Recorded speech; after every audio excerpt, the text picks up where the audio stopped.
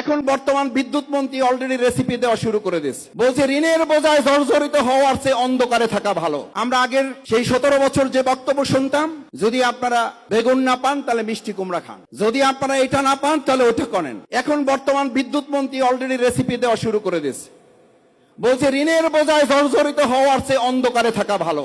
আমরা ধিক্কার জানাই, অন্ধকারে থাকার জন্যই দেশ 2024-এর 5ই আগস্ট আরেকবার স্বাধীন হয় নাই।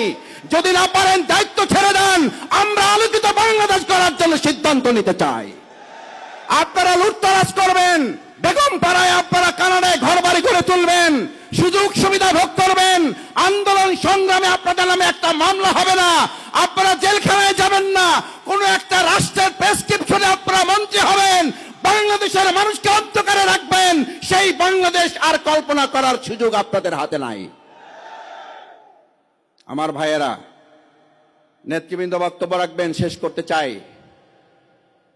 আমরা যখন 3টি মৌলিক কথা শুনছি সরকারের প্রধান ব্যক্তির বক্তব্য থেকে, আইনের শাসন, ন্যায্যতার ভিত্তিতে দেশ পরিচালনা এবং গুরুত্বের ভিত্তিতে নাগরিকগণ তাদের অধিকার সংরক্ষণ করবেন, এই কথা বলার 5 দিন 7 দিন যেতে না যেতেই আমাদেরকে এই দৃশ্য কেন দেখতে হয় যে নরসিংদীতে আমাদের 15 বছর বয়সী একটা মেয়েকে প্রথমে গ্যাং রেপিং করা হচ্ছে, তারপর তার ইজ্জত আবরু এবং পরিবারের সম্মান বাঁচাতে না পেরে তার খালু বাড়ি যাওয়ার পথে তাকে অপহরণ করে তাকে হত্যা করা হচ্ছে, এবং সেটা নিয়ে কোনো আলোচনা হবে না। আলোচনা হবে আমরা কে হেঁটে যাচ্ছি অথবা কে গাড়িতে যাচ্ছি।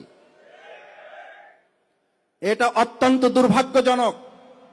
এটা বক্তব্যের সাথে শুধু সাংঘর্ষিক নয়, এটা 18 কোটি মানুষের সাথে প্রতারণা করার শামিল। এটা জুলাই যোদ্ধাদের প্রতি প্রতারণা, বিশ্বাসঘাতকতার শামিল। মনে রাখতে হবে, এই জাতি স্লোগান তুলেছিল উই ওয়ান্ট জাস্টিস। যদি সেই ন্যায়পরায়ণ থেকে বিরোধী দল কিংবা সরকার কেউ ভুলে যায়, তাহলে ওই জুলাই যোদ্ধা যারা একটা গুলি করলে একটা সরে, বাকিগুলো সরে না, তারা বেঁচে আছে, আবার 5ই আগস্টের জন্য রাস্তায় তারা নেমে আসবে।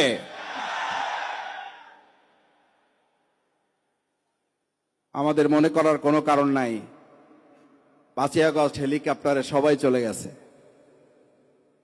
5ই আগস্ট হেলিকপ্টারে যারা গেছে, যারা তাদেরকে যেতে বাধ্য করেছে, তারা এখনো এই বাংলাদেশে বেঁচে আছে। তারা কে হেঁটে গেছে অফিসে আর কে গাড়িতে গেছে এইটা দেখার জন্য নতুন বাংলাদেশ গড়ে তোলে নাই।